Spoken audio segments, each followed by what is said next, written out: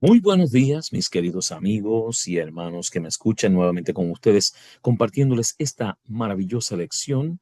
Como ustedes saben, cada semana le traemos esta lección de este último cuarto de estudios que estamos estudiando lecciones de Josué acerca de la fe. Y esta semana, entrando a la lección número 6, estamos viendo el enemigo interno. ¿De qué enemigo interno estamos hablando allí? Así es que vamos a examinarlo, vamos a ver de qué se trata esta lección y de esta forma podemos entonces entrar de lleno a cada recuadro, ¿verdad? Yo, el Señor, examino el corazón y pruebo la mente para dar a cada uno lo que merece según sus obras. Jeremías 17:18. Qué bonito saber que el Señor examina el corazón y nos prueba para estar seguro de qué creemos, ¿verdad? ¿Qué es lo que verdaderamente está en nuestra mente? Josué 7 registra el primer caso en el que Israel experimentó a través de una trágica experiencia las consecuencias de largo alcance de la ruptura del pacto y su profundo significado.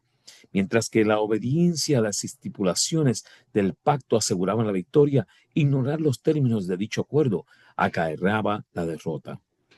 El éxito militar de Israel no dependía del número de su población, de su estrategia militar o de tácticas inteligentes, sino de la presencia del guerrero divino con ellos.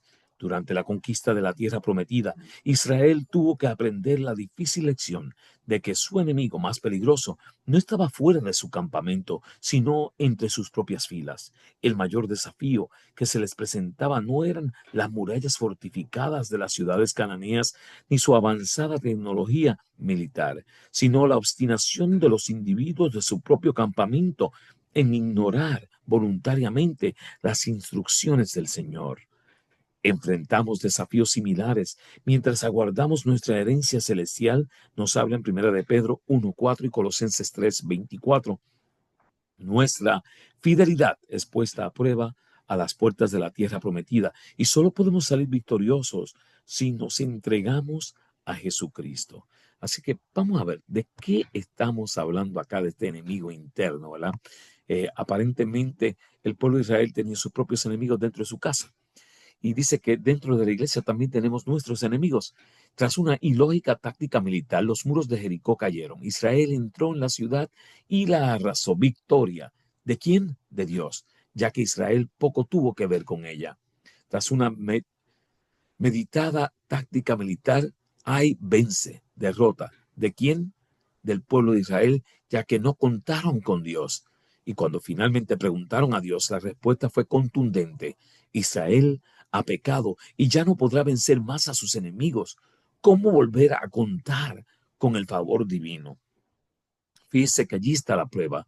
Y esta semana vamos a estar estudiando 5 aspectos cruciales de esta lección. La causa de la derrota en Josué 7, 1, 5 y 10 al 13. Consternados y afligidos, Josué 7, 6 al 9. Descubriendo al transgresor en Josué 7, 14 al 19. El pecado de Acán en Josué 7, 20 al 26. Y victoriosos de nuevo, Josué 8, 1 al 29. Vamos a estudiar esta lección para ver de qué nos quiere hablar allá. La causa de la derrota.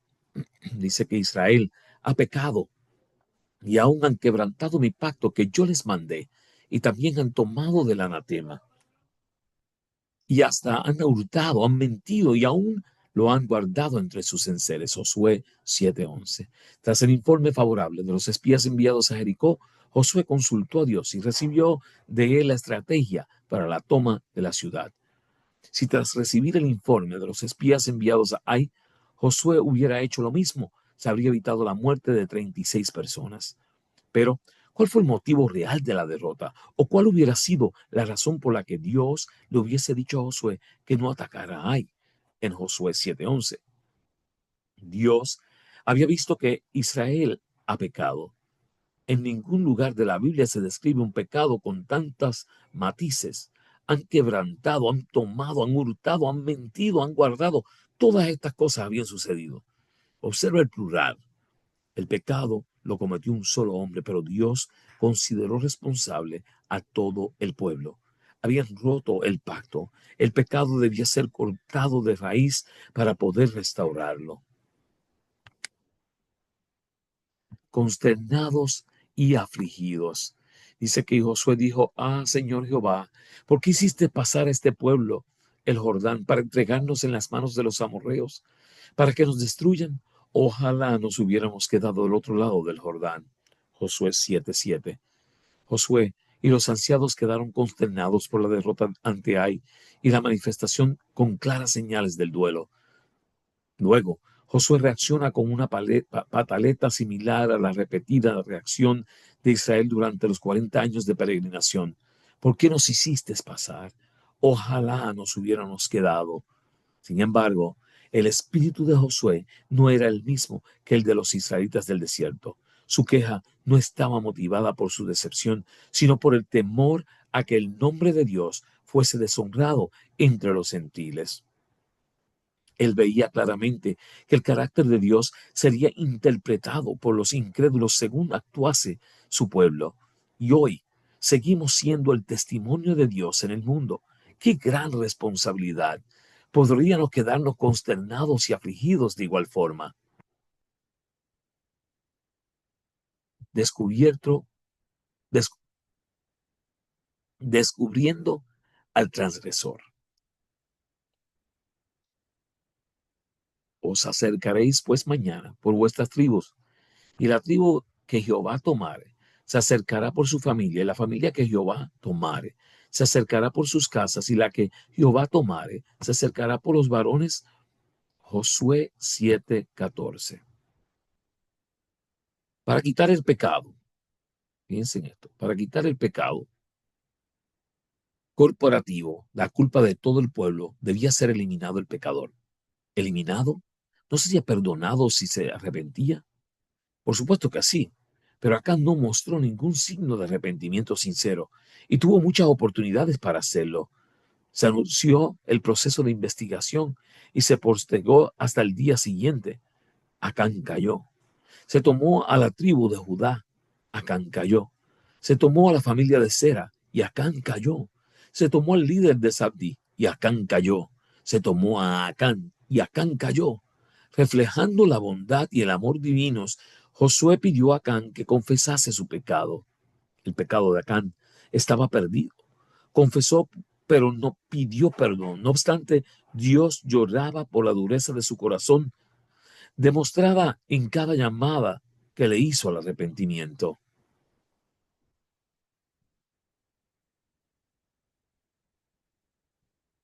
Sumamente importante poder ver cómo era que cada una de estas cosas sucedían. Sin embargo, Acán no se dio cuenta.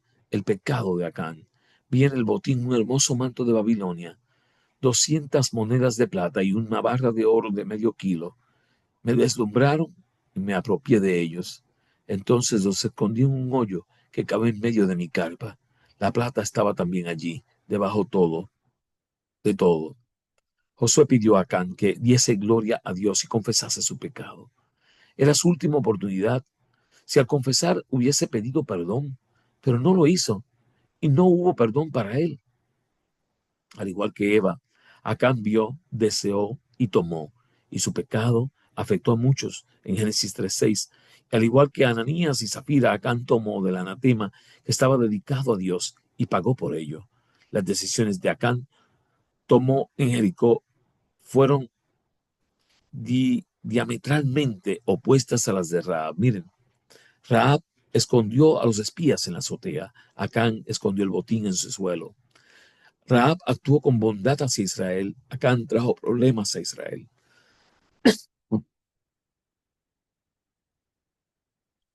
Rahab favoreció la victoria de su pueblo. Acán provocó la derrota por sus obras. Rahab hizo un pacto con Israel. Acán quebrantó el pacto de Israel. Rahab libró su vida y la de su familia, y Acán murió junto a su familia. Y allí las diferencias. Victoriosos de nuevo, Jehová dijo a Josué: no temas ni desmayes, toma contigo toda la gente de guerra y levántate y sube a Ai. Mira, yo he entregado en tu mano al rey de Ai, a su pueblo, a su ciudad, a su tierra. Y al igual que en Jericó, Dios le proporcionó a Josué la estrategia para obtener la victoria sobre Ai. Durante la noche se colocó una emboscada tras la ciudad. De madrugada el ejército se acercó a Ai y fingió que huía de nuevo ante ellos. Y como Moisés alzó su vara hasta obtener la victoria sobre los amalecitas, a la orden de Dios Josué levantó su lanza, seguramente una espada de hoz, usada por los egipcios, y la mantuvo alzada hasta obtener la victoria completa. Dios volvía a dar la victoria a su pueblo. El valle de Acor, donde Acán y su familia fueron ejecutados, abrió la puerta a la victoria, una puerta de esperanza. Cuando por fe aceptamos el perdón divino, Dios sepulta nuestro pecado y Acor y nos abre la puerta a la esperanza. Gloria a nuestro Dios. En fin, Elena G. de White, en Conflicto y Valor, dice: la influencia que más debe temer la Iglesia no es la de los opositores abiertos, infieles y blasfemos, sino la de los miembros profesos de Cristo que son inconsecuentes. Estos son los que impiden la llegada de la bendición de Dios de Israel y traen debilidad a la Iglesia, una mancha que no es fácil de quitar. El cristianismo no es solo para ser lucido el sábado y desplegado en el templo, es para cada día de la semana y para cada lugar. Sus exigencias deben reconocerse en el taller, en el hogar y en las transacciones comerciales con los hermanos y con el mundo.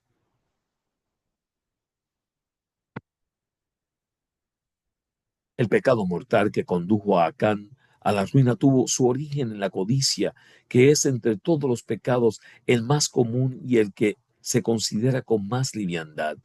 Acán reconoció su culpa, pero lo hizo cuando ya era muy tarde para que su confesión le beneficiara. Había visto a los ejércitos de Israel regresar de Ai derrotados y desalentados, pero no se había adelantado a confesar su pecado. Había visto a Josué y a los ancianos de Israel postrarse en tierra con indecible congoja. Si hubiera confesado entonces, habría dado cierta prueba de verdadero arrepentimiento, pero siguió guardando silencio. Había escuchado la proclamación de haber cometido un gran delito y hasta había oído definir claramente su carácter, pero sus labios quedaron sellados. Y luego se realizó la solemne investigación. Cómo se estremeció de terror su alma cuando vio que se señalaba a su tribu, luego su familia y finalmente su casa.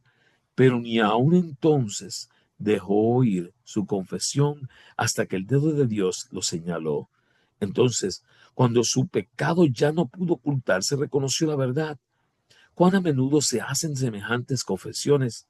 Hay una enorme diferencia entre admitir los hechos una vez probados y confesar los pecados que solo nosotros y Dios conocemos. Acá no hubiese confesado su pecado si con ello no hubiera esperado evitar las consecuencias. Pero su confesión solo sirvió para demostrar que su castigo era justo. No se había arrepentido genuinamente de su pecado, ni sintió contrición, ni cambió de propósito, ni aborrecimiento del mal. Y mis queridos, estas cosas son las que no nos ayudan a veces en nuestro crecimiento espiritual porque guardamos tanto pecado escondido, no hallamos cómo confesar y mis queridos debemos de traerlo a los pies de la cruz, a Cristo Jesús. Háblale, cuéntale. El enemigo interno puede estar haciendo que tu iglesia no prospere, que tu área, tu mundo no prospere. Ayuda a que puedas contarle a Dios lo que está sucediendo en tu vida. Oramos. Amante Padre, que habitas en las alturas de los cielos, te damos gracias por la oportunidad que tú nos das de estar ante tu presencia, de poder reconocer si hay maldad en nuestras vidas y sobre todo traerlas a tus pies, porque tú nos perdonas. Ayúdanos a que podamos buscar ese perdón genuino, que seamos sinceros en nuestra confesión y que tú puedas librarnos del mal y prepararnos para estar listos para ser hacedores de la verdad. Quédate con nosotros y guárdanos. Te lo pedimos en el nombre de Jesús. Amén. Mis queridos, y como siempre les muestro esta página de búsqueme en las siguientes plataformas. En YouTube pueden poner mi nombre allá, Joseph Class. en Spotify, Podcast, iHeartRadio, Amazon Music. En sus buscadores puedes escribir lección de escuela sabática comentario y allí también te puedes registrar, recibir la lección semanal y de esta forma compartirla con otras personas. Mis queridos, como siempre, espero que haya servido para que tú puedas crecer más espiritualmente y de paso poder compartirlo con otro. Así que no te tomo más tiempo. Dios te bendiga. Dios te guarde.